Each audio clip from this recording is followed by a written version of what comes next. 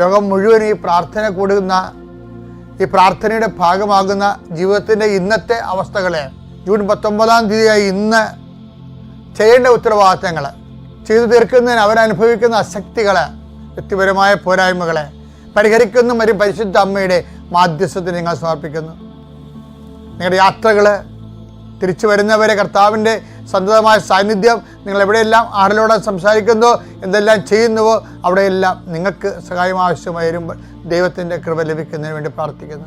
കർത്താവ് ഇന്ന് അനേകം മക്കളിലേക്ക് സാക്ഷ്യം ഉണ്ടാകാൻ വേണ്ടി, പറഞ്ഞാൽ തീരാത്ത സാക്ഷ്യങ്ങൾ പറയുന്നുകൊണ്ടിരിക്കുന്ന കൃപാസന അൾത്താരയിലേക്ക് എത്രയും വേഗം ദൈവാനുഭവം കിട്ടിക്കൊണ്ട് ജനങ്ങൾ ആവഹിക്കപ്പെടുന്നതിന് വേണ്ടി, അവിടെ ഓരോ ആവശ്യങ്ങളുടെ മേലും ദൈവികമായ തീരുമാനം ഉണ്ടാകാൻ ഈശോയുടെ ഉന്നതമായ നാമത്തെ സമർപ്പിച്ച് പ്രാർത്ഥിക്കുന്നു.